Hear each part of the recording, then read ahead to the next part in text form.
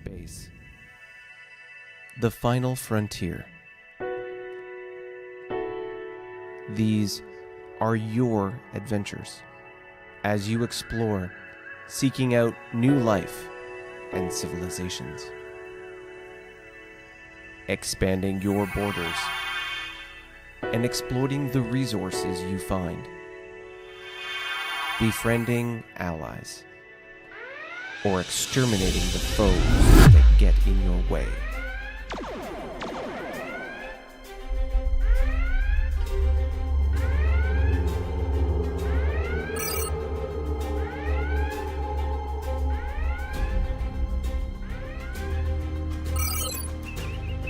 Contact detected entering sector. Configuration unknown. Assessing.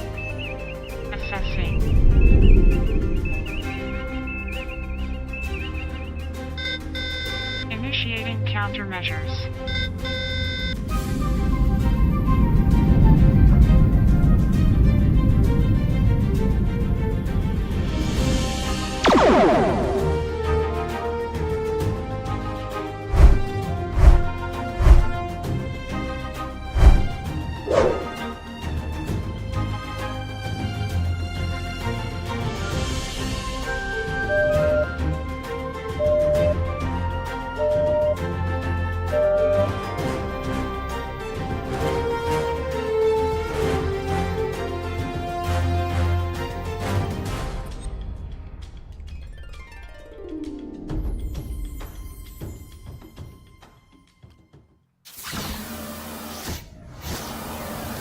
Well, hello there. It's been a while. Welcome to Star Trek New Worlds. My name is Tony. Thanks for joining us here on Saturday.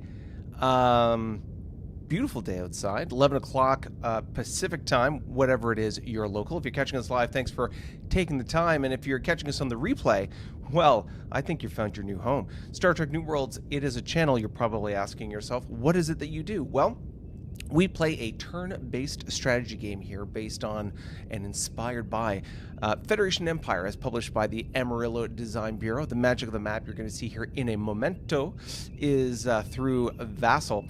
And the ongoing narrative, story, and adventure that plays out is provided through our players. And of course, facilitated by our miraculous GM. So if you are interested in all things turn-based strategy and perhaps a little Star Trek along the way, then this just may be the place for you. But what are we going to be talking about today? There's more than a couple things to talk about. Obviously, in the title, you saw that there were a little base popping going on. So we're going to be talking about the progress, the progression, the sort of introduction of Borak into Paravian space and the consequences of, but they are by no means the only sort of headline in the news, and we will be talking about that very shortly in our galactic news. But before I get to the galactic news, I just want to say thank you everybody to who's joined us today. We're already double digits. Thank you for that. And I see Bill is in the house. Daniel is here. Pew Pew, Devin Dean, heyo.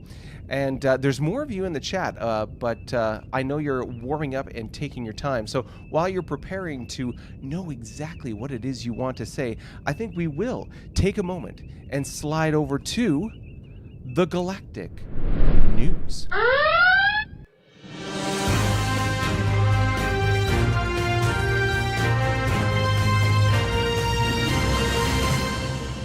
Welcome to GNN.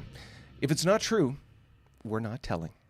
Service guarantees citizenship. New worlds have joined the Klingon and Kzinti empires, though they're under very different circumstances. Atropia had a week-long celebration and parades in the streets of all major cities as diplomats brought the world into the fold. Meanwhile, Kzinti soldiers marched through the devastated streets of the independent world of Parthius, gaining their loyalty in an entirely different way. As the worlds burn, two planets met with disaster this year. In Sector Kilo Kilo 17, a faux pas by local propaganda teams led to a planet-wide revolt. Paravian forces at the scene put the revolution down quickly, but were forced to devastate the world once again. The Kzinti world in Sector Romeo 43 saw a massive infestation of tribbles, destroying the local food supply and collapsing the local pet store industry. If this furry filibuster festering the flames, or I guess is this furry filibuster festering the flames of famine? Let's try that one more time. Third time with charm. If this furry filibuster festering the flames of famine isn't fixed soon, fearful fates are foretold. And now, what's that? Is that a word from our sponsor?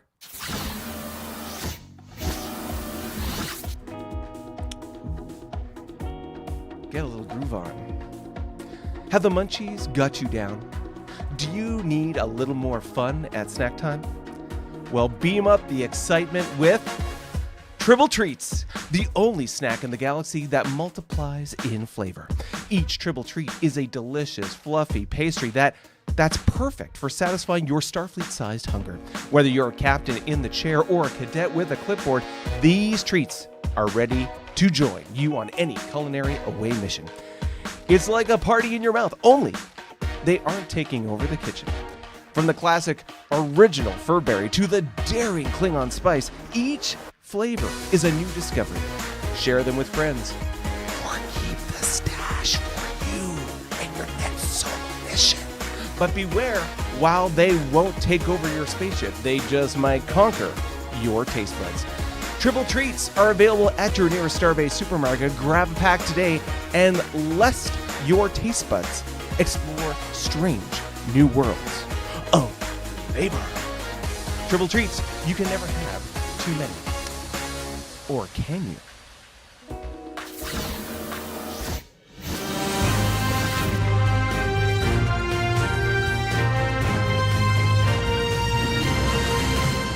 And we're back.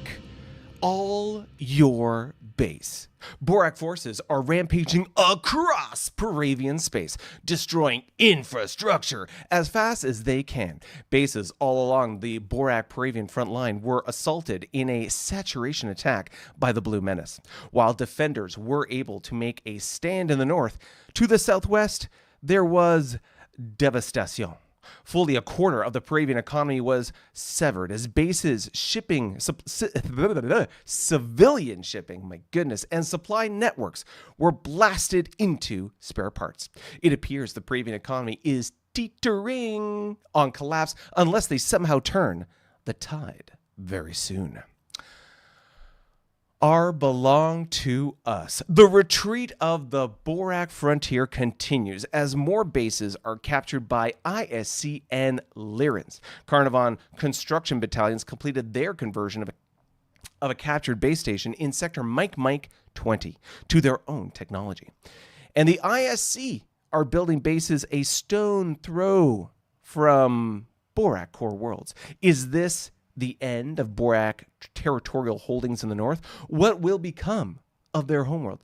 Our analysts suggest packing a tent. It is going to be a long hike to Paravian space.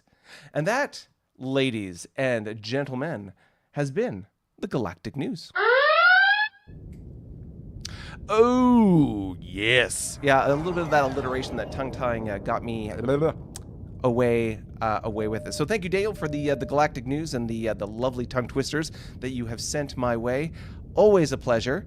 Let me take a moment to lubricate my larynx, my lips, and get my tongue a little bit ready for the flexible Cirque du Soleil action that's going to compete in. Oh, ladies and gentlemen, let me take a sip. An alliteration bomb. Who was that? Who was that dastardly deed who fired a photon of goodness and gracious?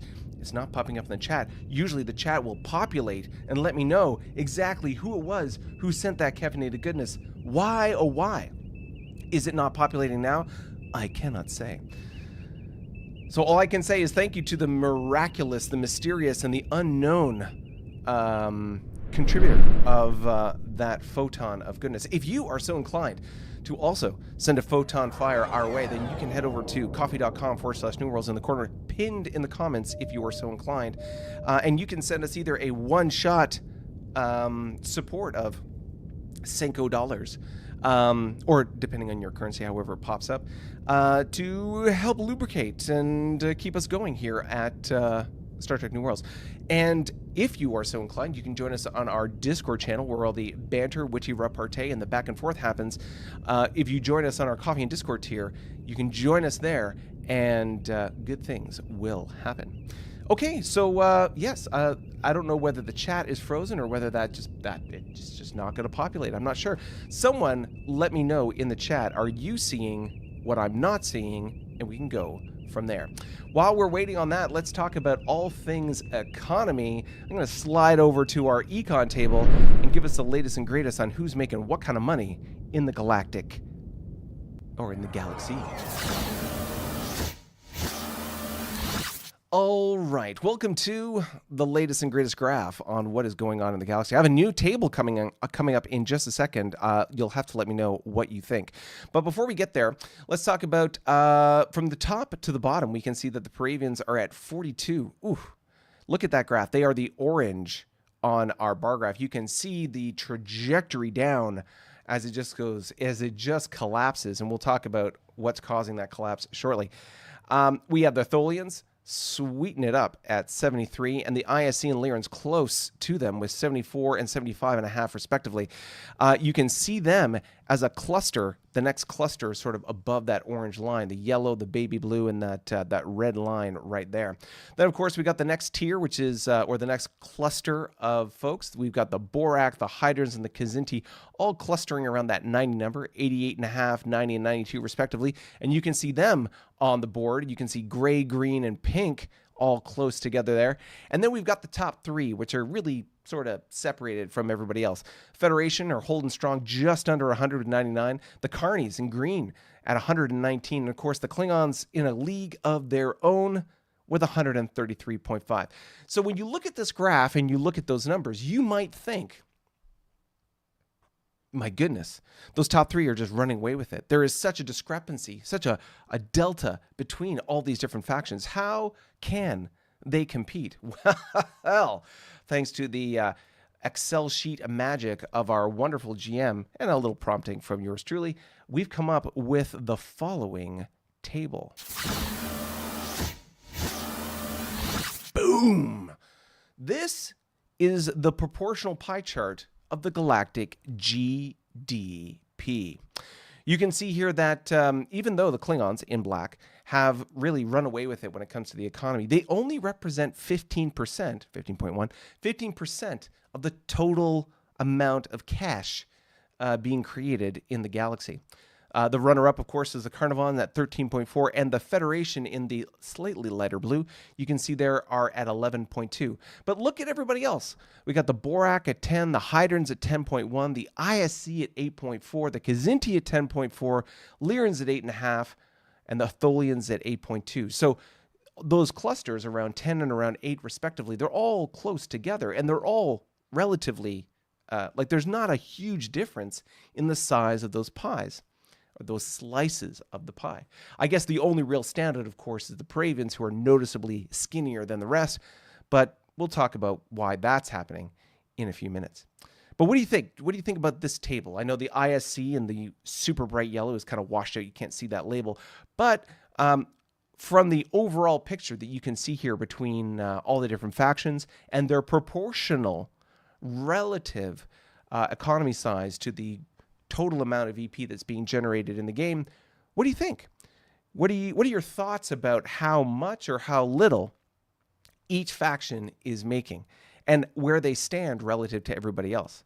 This isn't necessarily in any particular order, but you can definitely see the Klingons, maybe it's just the color black, but they do hold a rather substantive size or portion of the galactic economy. But when you look at the numbers, the difference between, number 1, number 2, number 3, not that big a deal, 15, 13, 11% respectively. And then the next tier below is 10, and then basically 8.5 and 8. So yeah, it's a lot closer than it maybe appears on that bar graph as far as how everybody is comparing to one another. But you let me know, what do you think in the chat about what's going on this particular graph? This pie chart, do you think that it is a good chart to use going forward? Do you like the way it looks? Does it give you the info you're looking for? or you could do without it. Just stick with the bar graph and the numbers as they come. You let me know as we go forward here. So let me slide back to our chat and say a quick hello. All right, back outside the station here, I can see that the chat is a little slow on the progression here. Let me know if you're seeing what I'm seeing as far as the coffee progression and any notification. I don't see any notification on the coffee. Maybe I have to amend that particular notification. All right, well, let's take a moment now and we'll get ready to jump in to our big map. So what we're going to do, jump into the big map, talk about the various activities that we've talked about in the Galactic News, show you what's going on as far as the big map goes. And I have if you haven't already seen it, there's a post in the community post on this channel. If you have notifications turned on, you will have seen it. Otherwise, if you don't, please be like John Hodgson. Hit that subscribe button with the notifications so that you can see our community posts when they come out.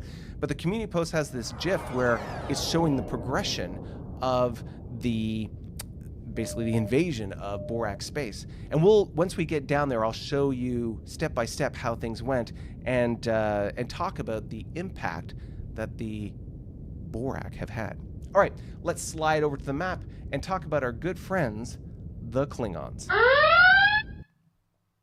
All right, ladies and gentlemen, here we are at the big map. We're going to zoom in one more level, and I'm going to pull up fleet cap. Fleet cap, again, as a reminder, is the numbers around how many ships each faction has and how strong those navies may be.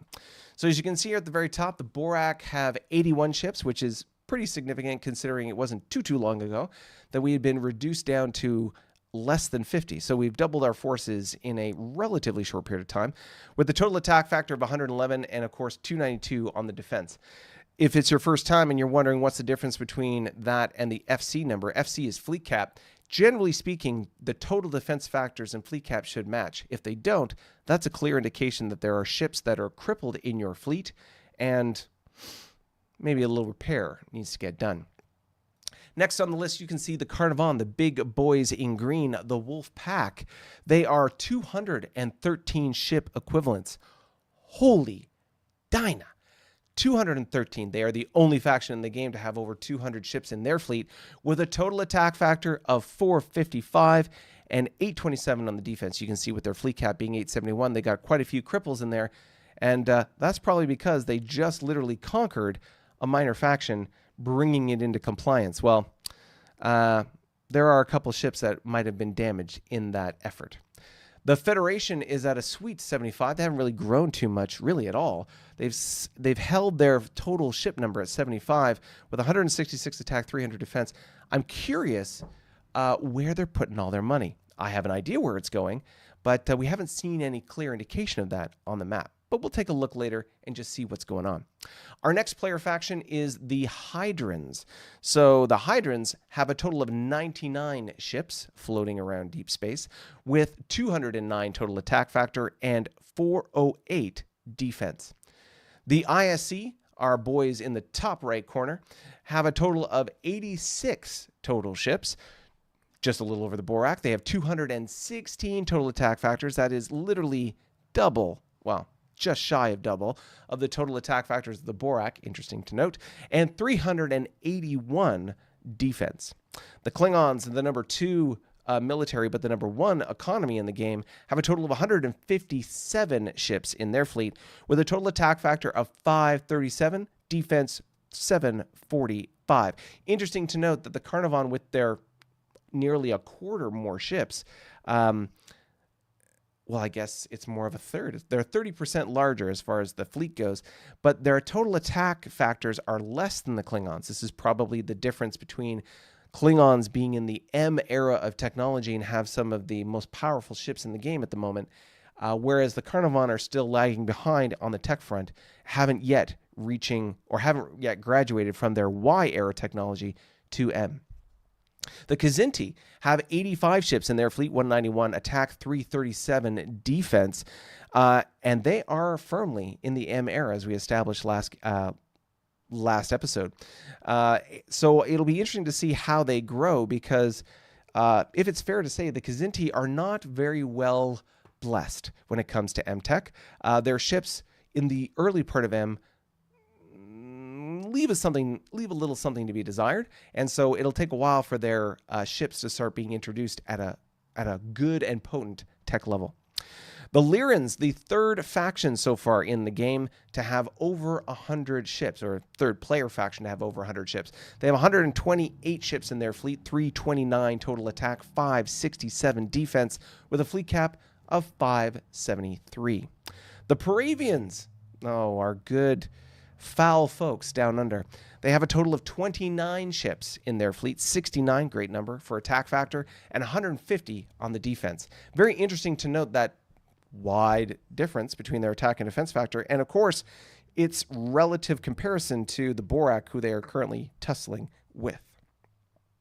The Tholians are the last on our list with 104. They are the fourth faction to have over 100 ships with 174 attack, 460 defense. But as you may know from previous episodes, the Tholians, certainly in Y and even in the early part of M, they just don't pack a lot of offensive punch. Their biggest strength is their ability to play defensively and grind you down with some of their special abilities. So yeah, they're not so much an offensive group or offensive faction, more the defense side. So we'll see how that plays out as the game goes forward.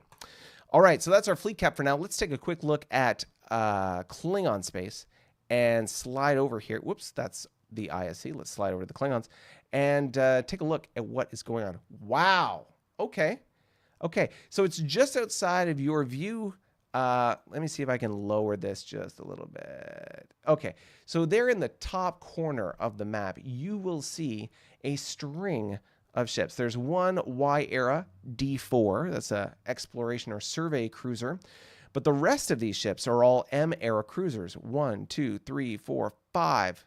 1, 2, 3, 4, 5, 6. Math is always good. 6 M ships. These are the early M cruiser for the Klingons. Straight 7 attack and defense. The D6M. It's a pretty potent ship. It's interesting that they're all up there trying to pound out the last of the unexplored space in the top left corner. Interesting. Very interesting. All right, let's slide that back to the top and roll around the top, work around our way to the bottom and see what's going on. So we can see that their wormhole guard is still strong. We can see, let's pull up the Tholian border squadron. Klingons, here we are. Tholian border squadron. Okay, Tholian border squadron itself has the B4B, the only faction in the game to have a battleship. The B4B, as a reminder, is a Y-era battleship that's been upgraded with M-era weapons. So the B4B has the punch of an M ship, but it has the engines and the speed and the distance that it can cover of a Y. Basically, it can move 4 hexes as opposed to the normal 6 for your traditional M ship. So you can see the B4B has 12 attack, 14 defense. They've also got a large troop carrier here, the FTL, which has 4 G factors, 1 attack, 4 defense. We've got a D6EM, which is a M-era survey ship, also has some EW capability. Then we've got a total of 5. Let's maybe widen this a little bit more. We've got a total of 5 E4Ms. E4Ms are the zooped up, sort of cheap super frigate for the Klingons in the early M era. And then, of course, they've got a whole bunch of these Y-era destroyers, the F4s. They have 33 of them? Holy Dinah. 33 F4s. Well, that's quite a few ships. Yeah, okay. 33 ships, plus a couple of E2s just for good measure. And then on top of that, they have, sitting on the hex itself, they've got a couple here. We got, 8 E4Ms, another D6 cruiser, and a TGB, which is their early M-era tug. So it moves 6, it can do all tug missions, and it can carry, I believe, 2 pods. So it's quite a well-endowed little ship. So that's what's guarding their wormhole. As a reminder, this Juliet wormhole right here leads to Tholian space. We'll talk about that as we get to the Tholians. But let's round the corner here, and we can see that We've got a couple of theater transports up here. We've got Green Fleet sitting up in the corner. Let's see what Martok's house has to say. Yep. 2 destroyers, or 2 F4s, and 2 E1Ts, so nothing exciting there. And then rolling down, we got Blue Fleet, which last checked was, again, a number of F4s. Blue with Kempek here. We've got a total of 6 F4s ready to rock in their sort of border squadron area. You can see it's in this dotted hex, which is indicating trade routes between these different factions. So the Klingons and the Carnivon have a trade route between them, and this ship is just sitting here on a base along that trade route. So we scroll down here, we can see as we approach the Lyran border, a little bit more in the way of activity. We've got the remnants of the Andromedan Interception Squadron with a Y-era tug, the T4, and 2 F4s, 3 E2s, and D4. These are all Y-era ships, frigates, destroyers, and the cruiser, respectively, just sitting here on a base. Yes, indeed. West Fleet over here. Let's take a look. West Fleet. Is it? Yes, it is. Come on, Martok. Give me some action. So West Fleet also has a collection of 6 F4s. And, of course, the bottom corner over here, we can see we've got a couple of tugs. Those are the T4s. YFELs are exploration freighters. We've got a minor faction. I am confused. It looks as though the minor faction has joined, but Columbia Fleet is still there. I wonder if that's a typo. I would imagine that Columbia Fleet, let's take a look here. Columbia was the Atropia, and as you heard from the news, Atropia joined the Klingon Empire quite voluntarily. So I imagine that was just a fleet that got missed in the shuffle. I would imagine it's gone.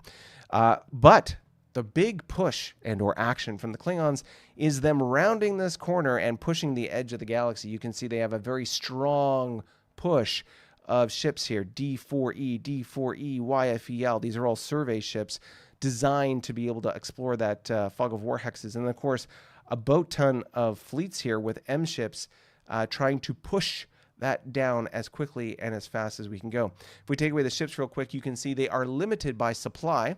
As you can see that their bases don't quite extend into this area as much as they would, could, or should.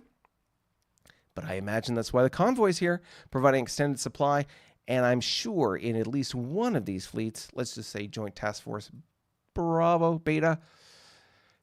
Oh, there's no tug there. Interesting. So no tug there. What about North Fleet? Let's see. Maybe Klingon North Fleet has something. North Fleet, East Fleet, West Fleet, East Fleet, North Fleet. There we are. No, D4E. So I don't see any tugs. Oh, the tugs are back here maybe.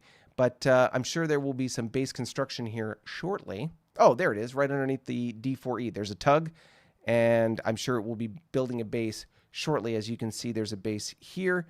There's a base here, so 3 hexes each, and that puts it sort of smack dab in the middle there. I'm sure that's where they're going to build that base. Very interesting. So Klingons are pushing south, really exploring their footprint to the maximum that they can. Who can stop the economic juggernaut that is the Klingons? Oh, I don't know. Let's slide over to the great pack, the boys in green. This is the Carnivon. And as you can tell, they have the largest military, and there's none of it in the north. There's Wolfpack 3, which is just working its way to try and get rid of this this little fog of war hex. But if we look at the Carnivon Wolfpacks, I bet you there's not much there. Wolfpack 3, if you can see here, is the third row with a command cruiser, drone bombardment destroyer, and a... No. Oh, okay, so there's 10 frigates there. 10 frigates, a cruiser, and a destroyer. Not too exciting, but, you know, doing its thing. As we round around the top here, you can see there's still some exploration happening in the top right corner, trying to get rid of those last fog of war hexes before they truly eliminate anything but a non-existing border between them and the ISC. As we round to the bottom here, you can see there's some tug and YSR action, YSRs being their survey ships, really exploring and sort of getting rid of that fog of war hex. And then as we round out, we have quite the collection of ships and fleets. Look at all these. 1, 2, 3 cruisers, 2 drone bombardment or one drone bombardment destroyer, one destroyer, but nonetheless, all those crippled, about to be repaired. And then we have 3 cruisers, 2 drone bombardment destroyers, and 2 destroyers at this YDK about to be repaired. And then, if that wasn't enough, 2 more cruisers, 2 more drone bombardment destroyers, and 2 destroyers down here. So obviously, they engaged in some pretty heavy attacking on Homan, but we still got Egypt and Thebes in close proximity. The question is, are these guys going to be playing nice? Well, Egypt is happy plus, and Thebes are friendly, just one step below. So they're both amicable to the idea, I would think. It's just a matter of getting there is the issue. And then, of course, on Hoffman, they have quite the collection of fleets there, making sure that they've officially stomped and are holding that planet. So beyond that, we have Sapphire Fleet and Emerald Fleet. This is the base station that was converted to Carnarvon Tech down here that you can see. And as we look, let's take a quick look at the Emerald Fleet. So Emerald Fleet is quite sizable. Dreadnought, 3 command cruisers. Wow, 7 heavy cruisers, 3 light cruisers, 9 destroyers, a total of 14 frigates, a couple, just 2 drone bombardment cruisers, and a single drone bombardment destroyer. Nonetheless, that's quite a fleet, and that's more than enough to, I don't know, keep everybody in check maybe. Certainly it's applying some pressure on the Borak. We also have Sapphire Fleet here, Carnarvon Sapphire Fleet. Let's take a quick look. Not as robust as Emerald, but nonetheless, it's got a command cruiser, a couple cruisers, 3 heavy cruisers, 2 drone bombardment cruisers, 2 destroyers, and 4 frigates. So the Carnarvons are doing their fair share of pushing their weight around. And the last little bit here over by the Lyrans, you can see that they are continuing to push their survey ships down towards Lyran space. I imagine they will be closing that distance quite quickly. All right, let's finish off with the last member of the CLI Alliance on the top. CLI being the Carnarvon, Lyran, and ISC. So the ISC in the top corner here. I'm going to slide my head over to the other side just so I'm not in the way. And what do we got here? So we can see some ships and, wow, not much. So a couple of ships on their capital. Let's just take a quick look at the capital in case I'm missing something. So you can see the homeworld has a YDK, 2 planetary ground bases, and 2 undeployed planetary ground bases. Interesting. Up on their wormhole that leads to this leads to the Federation. They have Order Fleet. Let's just pull up the ISC have their echelons. So let's pull up their echelons. So you can see up here we have Order. Order is right here with a light cruiser, destroyer, and a total of 4 frigates and maybe a 5th frigate there, helping to defend against the sort of non-existent Federation threat. The Foxtrot wormhole leads into former Paravian space, but still sort of unexplored on the other side. We can see there's 2 frigates there plus Destiny. Destiny is a command cruiser, a destroyer, and a total of 5 frigates. So we got 7 frigates total in that hex with the destroyer and a command cruiser, helping to keep the barbarians at bay.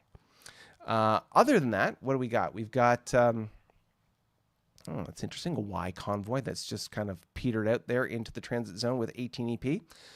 Interesting. Most of these fleets that we've taken a look at before, there's nothing much in them other than exploration. The vast majority of ships in this area are the this is the vast majority of their ships. So we've got Truth. Anytime you're ready here, Basil. Truth and Enforcement. So Enforcement is a command cruiser and a destroyer. Truth is a cruiser, light cruiser, destroyer. So 2 destroyers, a light cruiser, a heavy, and a command cruiser sitting here, along with a tug and a hospital ship, it would seem. They are in the midst of building a base with that tug. We have Law Fleet here on the captured YDK. So we've got Law, Home, and Judgment. So Judgment is 2 ships. Law is 5 ships? 5 ships. So a heavy cruiser, command cruiser, destroyer, light cruiser, and a total of 3 frigates sitting there. And then, of course, you've got home fleet. Let's take a look at home fleet. It's not on the echelons. We've got, oh, that's the bigger fleet. We've got the dreadnought, a cruiser, 2 light cruisers, 2 destroyers, and 2 frigates along with their Vulcan scouts. So all things considered, it's a pretty decent size fleet. We got 1, 2, 3, 4, 5, 6, 7, 8, 9, 10, 11, 12, 13, 14, 15, 16. So 16 ships sitting on this now captured YDK. That's pretty decent. As well as some ships, it looks like a cruiser and a tug coming in from the backyard, as well as a couple frigates right there. So very interesting as they're moving forward and making things happen. Interesting. So that's the ISC and the Carnarvon and the Klingons. Let's do the last member of the CLI. And as I'm scrolling over here, I'm just going to close the window because it seems a very loud traffic anyway.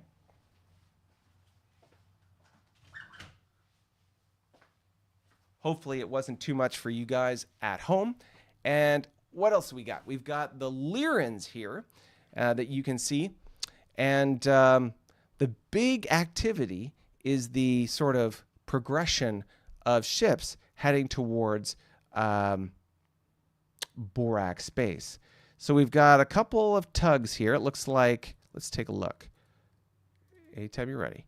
So there are 2 tugs here. And then we've got home fleets. Let's take a look at home fleet. Lyran home fleet, which is their big fleet. And you can see why. Heavy dreadnought, which is a 6.8. 3 command cruisers, each 4.6. 3 cruisers, which are 3.6 for the Lyrans. They have a total of 15 light cruisers. And they're each 3.5. We've got a total of 7 destroyers and 16 frigates. Wow, geez Louise. So that's quite a collection of ships. Yeah, that's quite a fleet.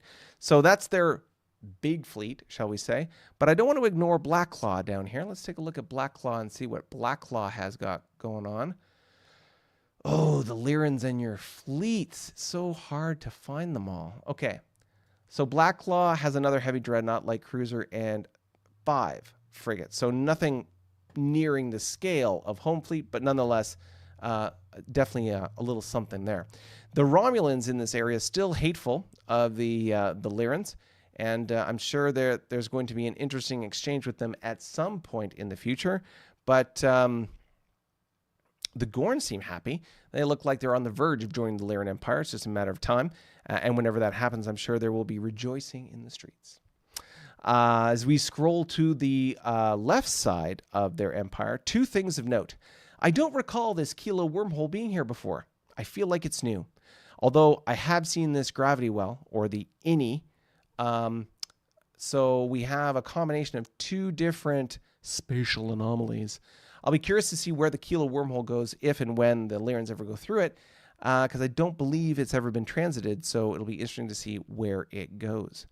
Last point, the Lyrans, you can see that they have a trade route with the Federation running through this YDK right here down to Task Force Cosnet and leading to the Federation capital. That's the Lyrans, the ISC, the Klingons, and the Carnarvon. Those are all the factions other than the Borak in the north. Let me check in with you guys, and then we will check in with the folks in the south. Let's slide back over.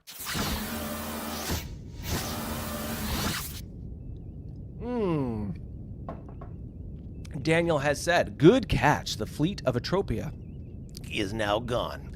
So, Daniel making changes on the fly as we're going here. John Hodgson, our latest subscriber, Daniel, Bill, Smitty, and looks like Julian are all welcoming him to the channel. And alliteration bomb, Daniel says, yeah, that's from the Galactic News. I'm surprised I haven't seen any. I don't know whether it's just me, the chat, or what have you, but yeah, it seems a little quiet there in the chat there, folks. What's going on?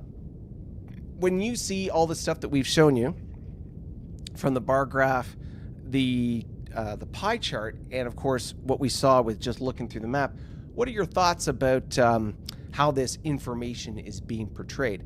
Do you want it done in a more exciting or titillating way? Or is there something else that you'd like to see on this side of the table as we're trying to convey to you the latest and greatest things that are going on in the campaign?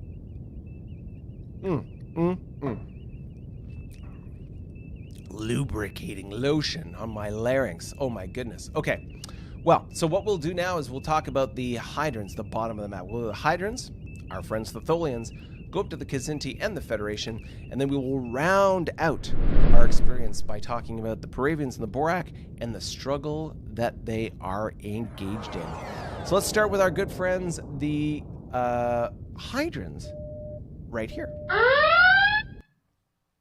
All right. So here we are, the Hydrons, part of that pack in and around the 90s. And you can see that they are continuing to push their various fleets in all sorts of directions, trying to knock out all those fog of war hexes in the or on the edge of their territory. You can see this yellow line up and down. This is a neutral zone that they negotiated with the Paravians many moons ago. But it looks like they have a Vol as well as a commercial convoy heading over to, I guess, the nearest YDK, which will be this one when it's complete, which will be complete when? In 101 fall. So I think that should be the start of next turn. The Paravians will go first since they are the lowest economy. They are the first initiative, so they'll complete that base, and then that commercial convoy will connect with that YDK, and they'll have another trade route. That'll be excellent for the Paravians. Dastardly dudes. Oh, this is interesting. So I can see there are three theater transports right on the border here. And I'm wondering if the Hydrons are going to be sending money to the Paravians. Huh. And if they are, what is it for? There's a YTG, a tug, up here with 10 EP embarked. And I'm wondering what it's doing, because it's in a weird spot. If it was going to be taking it to the Paravians, then you'd think they would be down by this little gap here. Do they go through? But they just have 10 EP stuck on this tug. I'm wondering what they're doing with it.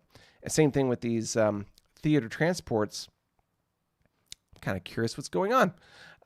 Devin Dean, what is going on with these Hydrons? Do tell. Do tell. Other than that, as we go further north, we can see we still have this errand little yellow guy. This is an auxiliary battle cruiser from Beyond the Void that has decided to pop into Hydron space. We've got First and Cobalt. Let's take a look at First. Hydron First Fleet. Well, that's going to go smack it. We got a command cruiser, 3 destroyers, and a total of 7 Vols. Those are frigates. And that'll be more than enough to be able to pound that into dust, hopefully. Other than that, you can see the collection of fleets that are continuing to push into the fog of war, trying to eliminate all those fog of war hexes as they line up on the border. And of course, continuing to push north past the sort of the edge. You can see they've negotiated a neutral zone that is going to go all the way up. Very interesting to see how that's going to manifest as we go forward here. So let's see, are they building any bases? We take away the ships. Yeah, we've got a YBS about to be finished here. I would imagine, based on, take away the bases for a sec. So it looks like 1, 2, 3, 4. So this base is providing the logistical support to go up to India 44. And this won't be completed this turn. It'll be completed next turn. And away we go. An R&D team. Maybe they're going to be swapping R&D teams with the Federation and get some galactic technological trade going on, or collaboration. All right, that looks like the Hydrons. I can't see really anything else of note unless there's something that's being hidden from me. Is there something that's being hidden? Is there something hiding? Let me know. So I got a command cruiser destroyer, 3 destroyers here, and a total of 3 Vols just in 4th Fleet, kind of taking center mass. And then, of course, they have a Gorn minor faction, Happy Plus. Hopefully, they'll be converted over to the Hydron way of life shortly. Surprised there's no trade route there while you're waiting. Interesting. And I guess that's it. Let's switch my head over to the other side. Whoop, and we will slide right past our Paravian friends into the Tholian corner of the map. So you can see here, oh, lovely. Police Academy Commander Lassard. For all of those like myself who love the Police Academy series, I am laughing inside that is how how the garrison on the other side of the wormhole is being described, as being commanded by Commander Lassard, i.e. Captain Lassard. From the movies, who's Tackleberry? That's my question. It'll be very interesting to see how this is going to go down. Okay, so we can see we've got some exploration ships just kind of ever so casually trying to take out the last of the exploration down south. We've got the garrison of Home Fleet and First Garrison. So let's pull up Tholian Home Fleet. Home. There you are. Wow. Oh, there's a lot of stuff there. So we've got a total of 6 cruisers. These are all Y ships. A total of 33 destroyers. That kind of ties in with the F4s on the other side with the Klingons. We have a couple patrol craft, 5 of them. And then we have a bunch of these theater transports and tugs, which total of 16 of them. So when you group 3 of these Y CPCs together, they can operate like a tug. And so it looks like we've got 16 of them. So that's 5 groups of tugs, if the case, if it comes down to it. They have the same firepower as your conventional patrol crafts, so they're just as effective, and they can do the same job as a tug. Very flexible. So it looks like it's quite a defensive fleet. Let's take a look at First Garrison just to see if there's any difference. Tholian garrisons. Okay, so First Garrison is just a exploration freighter, a single destroyer, and another tug group. So at the end of the day, not a overwhelming force, but there is 4th Fleet nearby. So let's just take a quick look at 4th. Again, nothing there. It's just a exploration fleet, for lack of a better way to describe it. Okay, so it looks like the Tholians, keeping in mind that the Tholians, I think, we did this analysis last turn. The Tholians might have more individual ships there, but their total attack factor is dwarfed by what the Klingons have on the other side. So basically, the Klingons can absolutely grind into sand what the Tholians have if they come through the wormhole. Of course, with 2 YDKs and the fleet that they have there, the Tholians can present quite a resistance, because they have pinwheels and webs, assuming they have the technology, that will make things very challenging to fight them. But yeah, it'll be interesting to see. We also have the Echo wormhole here. I don't know that anything's gone through the Echo wormhole, so I don't know where the exit of that wormhole may be. This is merely the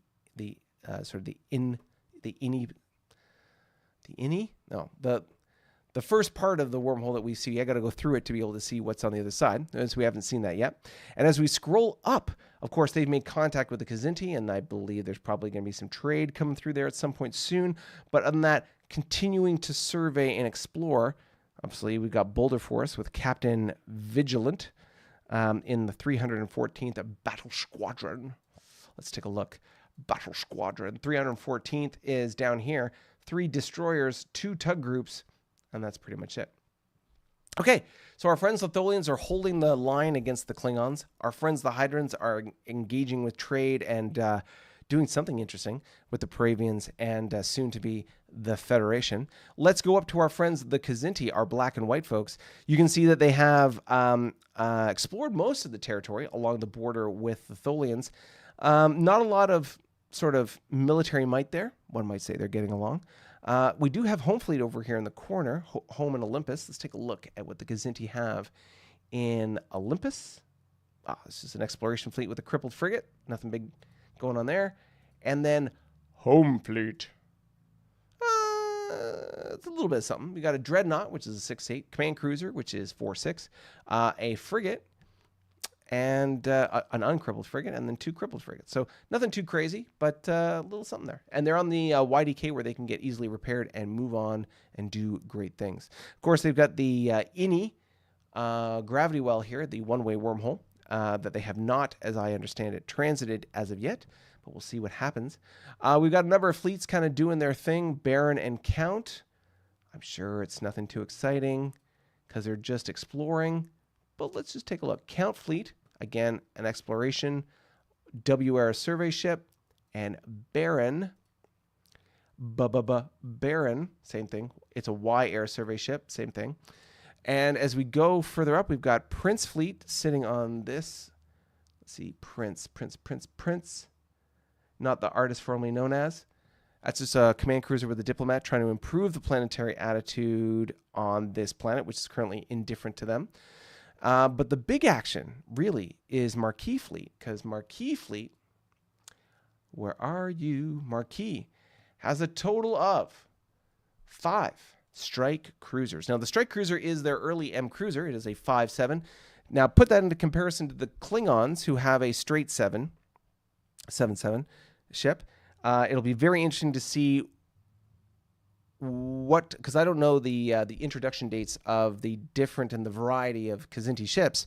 So it'll be very interesting to see what ships get introduced over time with the Kzinti.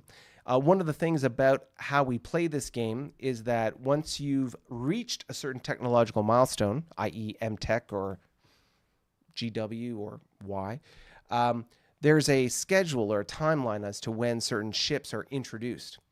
And so those are called introduction dates. And those are traditionally, as far as ADB is concerned, those are based on the narrative, the story, and the lore of the Starfleet universe, which is, again, a little different than most Trek.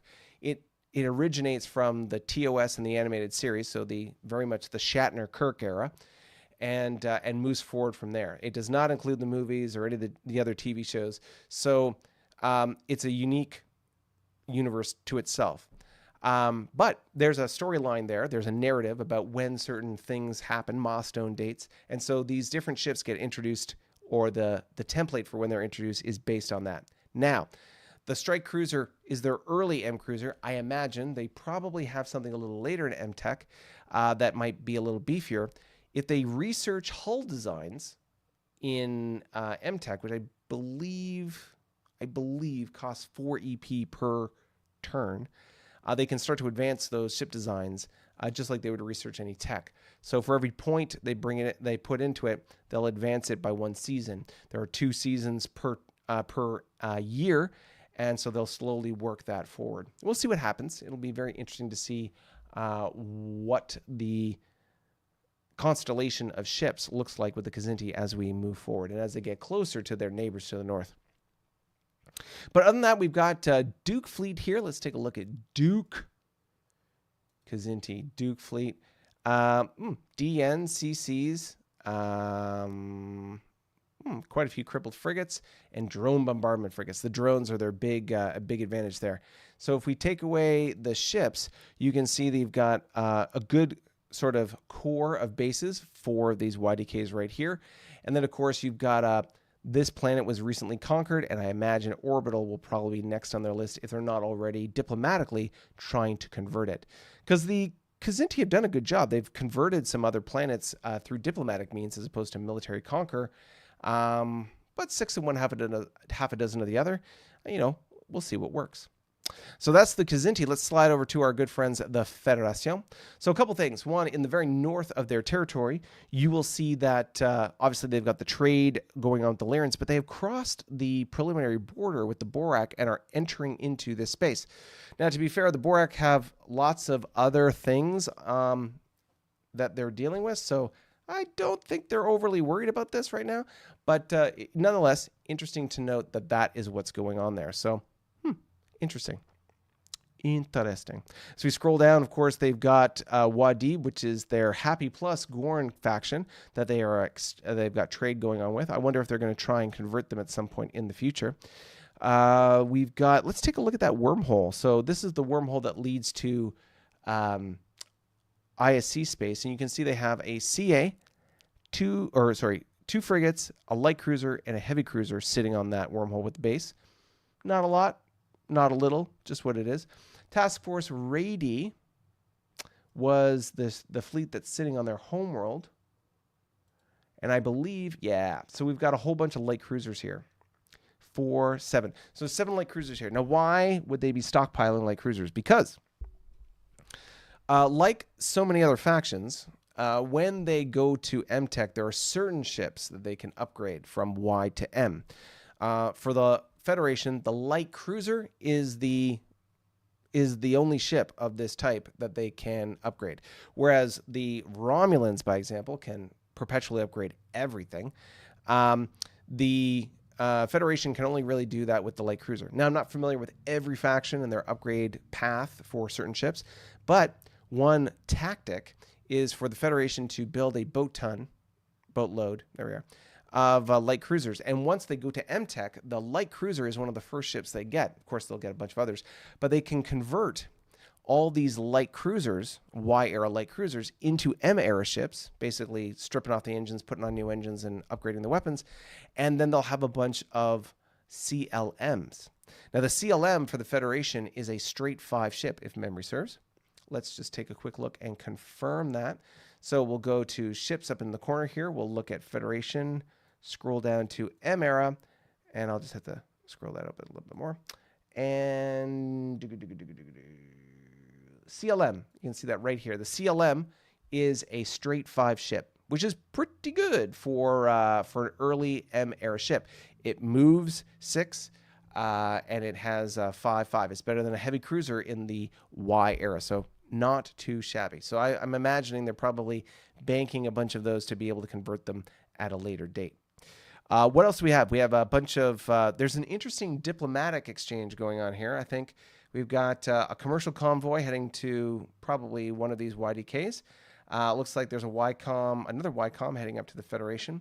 And they've got a diplomat, which I imagine he's going to go all the way up to the Federation homeworld so they can exchange diplomatic pleasantries. And there's a mission that diplomatic units can have where they basically add an EP to your economy. And based on all the things that the Paravians are dealing with, I imagine they're not too worried about where that diplomat is going to be as far as improving planetary attitude. They'd rather just get as much money as they can in the short term. Speaking of, let's look at this. Okay, let's take a zoom out just one. So if you have seen it already, there is the GIF, which I'm just trying to see here. Maybe I can load up. I'm going to see if I can bring it into this production. Let's see if I can do it. Video. Anytime you're ready, video. Okay, browse. And we're going to go to New Horizons. Obviously, that's the wrong one.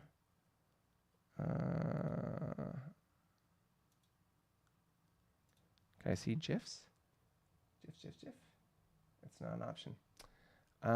Okay, let's get out of that. Cancel. What if we did a... I'm going to see if I can try and pull this up. Where is... There it is. Okay, so there, right?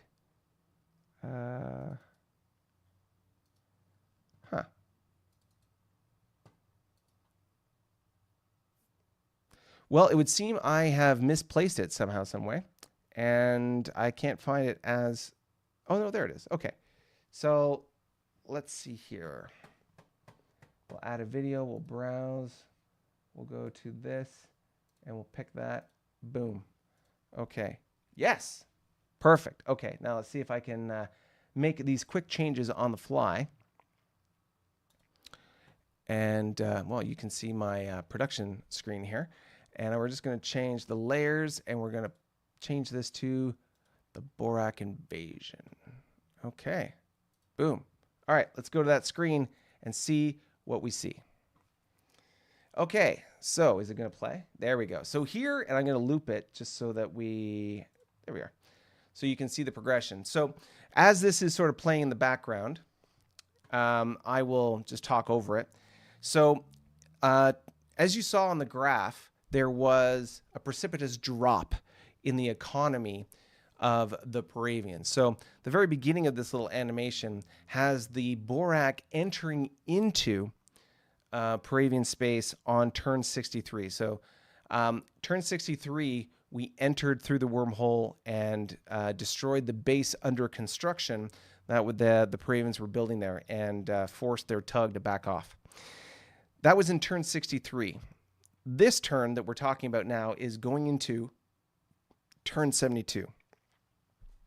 So from turn 63 to now, I bet the end of 71, which is 8 turns, we've done the following damage.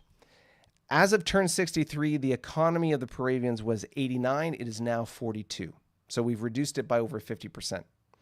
Including the base that we destroyed going through the wormhole, we've destroyed a total of 12 YBSs and 3 YDKs.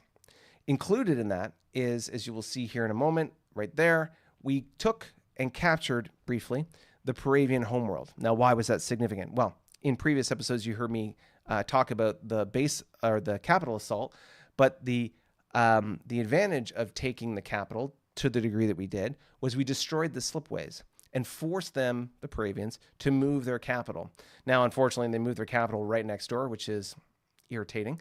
That the advantage is that by destroying their slipways, we have made it so that they had to spend a lot of money to rebuild that infrastructure and start building stuff again.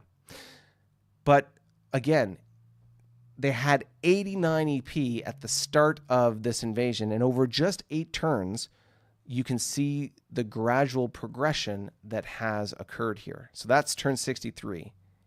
And now we're at the end of this, where you see the white in the bottom left corner. We are at turn 72. So we'll call it 9 turns. So over the course of 9 turns, this is the degree of damage or impact that we've had. But what does this mean? The Paravians have made it very difficult to take them out. Why? Well, the closer you get to an enemy's homeworld, the further you get away from yours. And that means 2 things. One, the further away you are from your homeworld, the longer it takes for the new ships that you build to get to the front line. Now, for those of you familiar with the F&E rule set, there's strategic movement and various other things. But when you're talking about the technology of Y-Tech, which is where everyone is right now, or at least the 2 factions in this battle, there is a limit on how far they can go during strategic movement. And it's not quite enough to get them to the front line in 1 turn. So it takes me at least 2 turns to get ships into the area of operation where they could potentially attack or inflict damage on the Paravians. Whereas the Paravians are right on their homeworld, so they can build and deploy right away. Also, they have initiative, meaning they go first. Initiative in this game is calculated based on the lowest economy going first and the largest economy going last, and everything in between ranked in such a way. So the Borak, who currently have 88.5 EP versus the 42 of the Paravians, more than double their economy, and obviously the Paravians go first. So they can build, attack, and retrograde back to their capital to repair all in that same turn, or before I can take any action. Now, of course, they can't repair those ships right away. They have to wait till the start of their next turn, but it gives them a distinct tactical advantage. It makes it more difficult for the player who goes after them to anticipate, predict, and sort of plan their movement in such a way to effectively respond to the Paravians. If you are playing the tabletop version of this game, you do it all in real time, and the phase of whoever goes first, second, or whatever, that doesn't really matter too much, because you can react in real time to what's happening. But the way we play this game, because we are all scattered across the globe, some in the Europe and the UK, some here in North America, north and south of the 49th, we have to submit those instructions, those orders, in advance. So I don't get to see what the Paravians have done before I input my orders. Now, of course, that worked the other way around when the Borak initially attacked, because when the Borak initially attacked, the Paravian economy was 89 and ours was much lower. So the Borak had the initiative, which is probably why we were so successful in those initial attacks. Now things have slowed down a bit because it's a bit of a counterpunch game, because I have to anticipate what the Paravians could, would, or should do, and then based on what they're doing, manage my ships and resources and figure out what I'm going to do. So it's a little bit of a dance, and it makes it a little bit more challenging when you're on the other end or the back end of initiative. And that's what's going on right now. The Borak go after the Paravians, so the Paravians get to go first, do their damage, do whatever it is they're going to do, and essentially the Borak are playing a counterpunch game, much like the way the Paravians were when the roles were reversed. So at this point, one of the big issues or concerns is the introduction of M ships. As we've seen, we have the Klingons who have M ships, the Lyrans have M ships, the Kzinti have M ships. We have 3 of the 10 factions in this game have M ships. And it's probably a pretty good guess that many of these factions all around are really close to getting their respective M technology. The question in the combat or the tussle between the Borak and the Paravians, who's going to get M tech first? I don't know. If the Paravians get M tech before the Borak, that is going to create a significant wrinkle in how things progress. Why? Well, we talked about the Kzinti ships being those strike cruisers being 5/7s. And when you compare them to the Klingon ships, they have a straight 7, like 7 attack, 7 defense. So the Kzinti ship is a little inferior. Well, because the Kzinti, the Federation, the Klingons, the Romulans, and a number of other other factions, I should say, they have a much more flushed out menu of ship items in their master ship information table, which is basically their menu of ships they can build. But certain factions don't, such as the Paravians and the Carnarvon. When those 2 factions get their M ships, they are, for all intents and purposes, GW ships. What does that mean? GW ships have a little bit more punch. So, for example, I'm going to slide us back to the map here just to illustrate a point. So if we go back to the map here real quick, and I'm going to slide this down so you can see, there we go. So you can see that. So if we go to, just by example, let's go to the Paravians. So we select the Paravian faction here. And you'll notice that in this little menu here, let's say we'll go back to the Federation real quick, just as an example. You see they have an M era tab here. And this is a list of ships that are available in the M era. By a point of comparison, their cruiser, which is like the early era Enterprise, Constitution class, Christopher Pike era, is a 7 attack, 8 defense ship.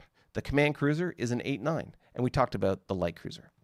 Now, if we switch to the Paravians, by example, the Paravians don't have an M ship. They just have their straight up size class 3 ships. You will note that their cruiser is a straight 8. Their command cruiser a straight 9. Light cruiser a 6, and they have a war cruiser that's a 7. Even their frigates are better. Straight 4s, straight 5 for destroyers. Now, just to point out the contrast, let's look at the Borak. Now, the Borak also do not have an M tab.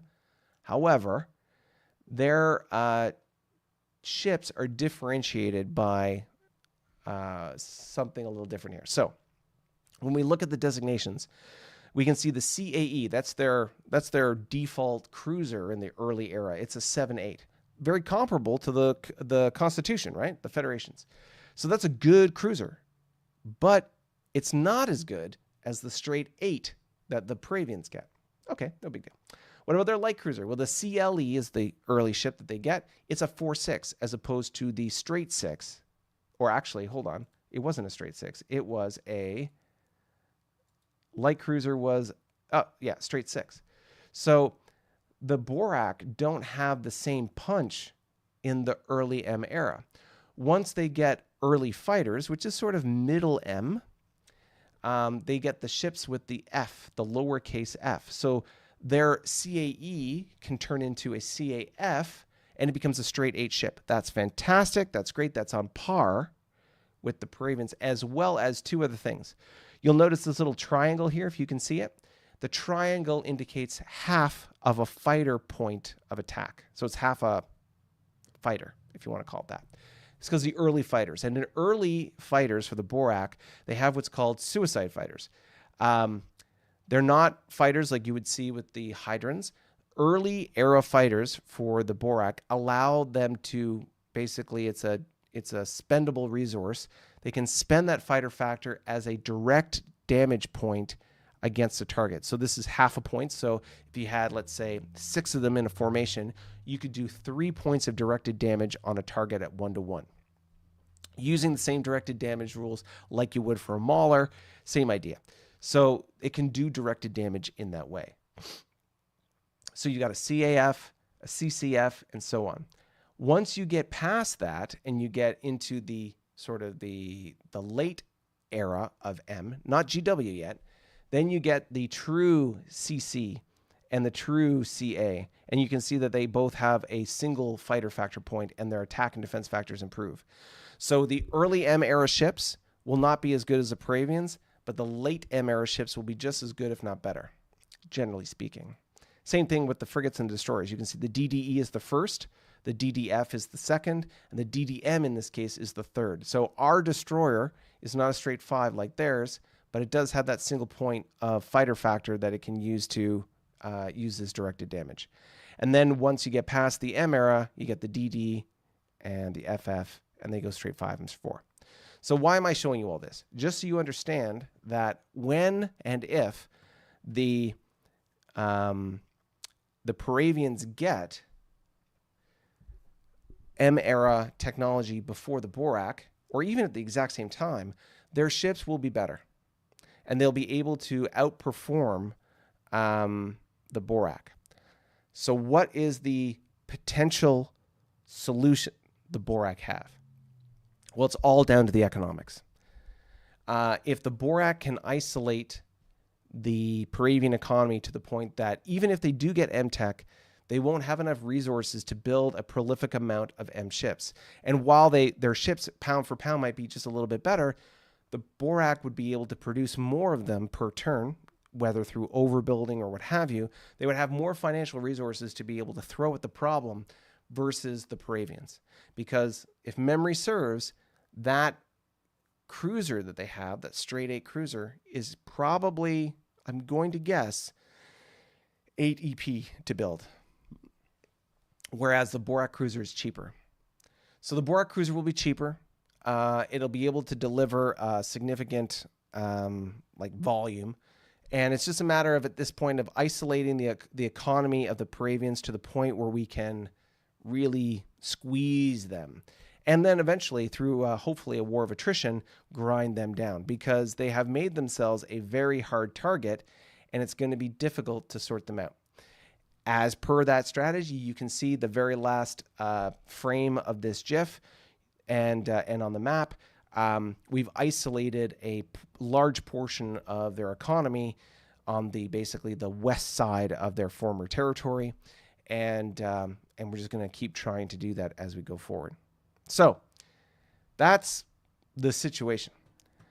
What do you think?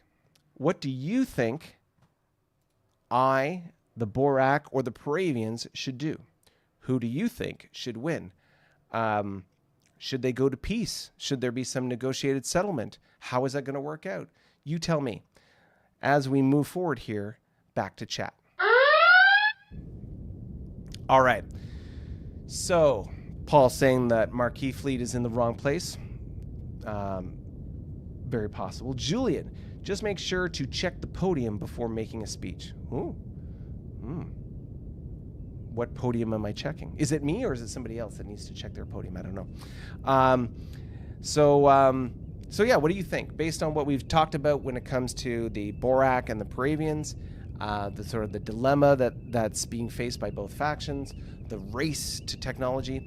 One thing I didn't note, but I'll show you, I'll demonstrate it on the map here. I'll just slide back to the map real quick and show you this little nugget here.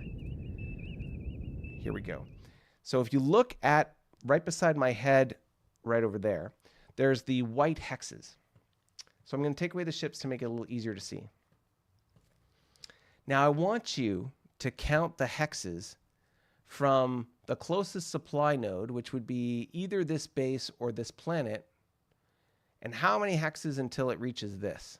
This is a resource that's still within the supply reach of the Paravians. I'll help you with the math. 1, 2, 3. And then the hex just beyond it would be 4 hexes away, right? Let's look at another way. If we go up this sort of northeasterly path over to this hex, 1, 2, 3, 4. So what does this tell us? This tells us that the Paravians don't have supply 4. That's an interesting little nugget of information. Let's slide back to the chat. So if that is the case, and they only have supply 3, this might be an indication that the Paravians don't have or didn't invest heavily in technology early. This may mean that they are somewhat behind the 8 ball when it comes to R&D. What kind of impact is that going to have? I mean, obviously their economy has been reduced by 50%. They probably got a little bit of a deficit going on. How are they going to manage this situation? It's dangerous to make any assumptions, especially when they're sort of in your favor. You always want to plan for the worst and hope for the best. But it's possible that the Paravians are sort of significantly behind the R&D to be able to do to get to MTech. They also may be significantly sort of in arrears when it comes to the having available income at this point to be able to spend on R&D. Because keeping in mind, they're at war, so they get a total of 42 income. But if you were to build, in their case, let's say 3 frigates, and let's say they can build as many as 2 cruisers in a turn, those 2 cruisers are going to cost them, what, 6 CP-ish a turn? So that's 12. And then the frigates, I believe, are probably 3 EP a pop. So if it's 3 or maybe 2.5, let's call it 2.5. 2.5 EP a pop. So that would be 7.5. That's 20, basically, 20 EP right off the top, just for building, not including repairs, not including anything else. So that would leave them with, for all intents and purposes, 20 EP to fart around with other things. Now, that's more than enough to be able to do research and development if they want to prioritize that, but maybe they want to spend money on other things. Maybe they want to start building other bases or upgrading things. Maybe they want to build some frigates from some of their YDKs. You know, there's other things that they can do. And so it's really sort of something to think about when evaluating where they're spending their money. How close are they to MTech? Do they think, perhaps they think that they don't have enough, they can't get to MTech in a quick enough time, so it's better to just over-index on Y ships? Maybe. Again, who gets there first? And if they do get to MTech, their ships are going to cost a lot. That cruiser is going to cost at least 8 EP. Not to mention their frigates are going to be, I think their frigates are 4s. So let's call it a 4 EP frigate. So it's a 4 EP frigate. 3 of them is 12. Plus 8, well, that's 20. Well, it's not too much different, I guess. But like that's, you know, building those M ships is going to be a little bit more expensive, not to mention repairing them when the time comes. So anyways, these are all the things to think about. These are all the things I think about. What do you think that I should be thinking at this point? I don't know. You let me know. All right. Well, I enjoy the Police Academy reference on the Tholian side, Commander Lassard at the podium. Just make sure to check the podium before making the speech. Now I get it, Julian, because if you guys, whoever watched Police Academy, there was a little bit of business that happened at the podium. I think it was quite shocking for Captain Lassard at the time. So anyways, lots of things to think about. All right. three things to ask of you at this wonderful time. If you've watched us this long and you've followed along to this point in the video, then please be like John, hit the subscribe button. It's free for you, it's fun for us, and we just love to be able to build this community. We're currently at 417 subscribers. Big shout out to Resurrected Starships, who we gave a shout out to last week as well. They gave us a shout out on their YouTube channel, and we saw quite a bit of a bump in our subscriber count as a result. So tell two friends about what's going on here. If they are Star Trek minded, if they are fans of turn-based strategy, then have them come over. Again, subscribing is free, and then you get to see all the kind of fun stuff that we're doing here on the channel. But if you want to dive in even deeper, then you can head over to coffee.com/New Worlds, join our Coffee and Discord tier, and you too can join our Discord channel and get into the witty banter, the back and forth, the role-play narrative that plays out on that platform to be able to participate in the games. And a perk for those who are members of our Coffee community is that, Discord community, is that if you're a Coffee supporter, then you get first dibs on joining the next game. For context, these games typically last somewhere between a year to 18 months, give or take. I think the longest one went 2 years. I think Splinter Will might go as long as 2 years. We'll see. But they do have a bit of a long tail. But if you're interested, this game has been going on for, almost a year now, I think. So we're definitely in the mid-game. And there's lots of opportunity for this to sort of resolve itself sooner rather than later, especially with the Northern Alliance doing what it's doing. So we'll see what happens over the next couple weeks as the story unfolds. But if you want to stay up to date on all things Star Trek New Worlds, then please join John as a fellow subscriber. Help us get to that magic number of 500. It opens up a couple things in YouTube. It is a milestone that we are attempting to reach. Help us get there as soon as possible, hopefully before Labor Day. But I depend on the generosity of you, my dear viewer. So thank you for that. Other than that, I will see you next week at hopefully the same time, same bad channel. 11 o'clock on Saturdays is when we do these live streams. Be on the lookout for the dropping of the video or the live stream about a day before, and of course community posts like the one that you saw probably earlier this week that showed that animation that I showed you just a moment ago. All right, well, thank you ever so much, my good friends, my followers. I do appreciate you. Thank you so much for joining us here today, and I look forward to seeing you next time on Star Trek New Worlds. Ciao for now.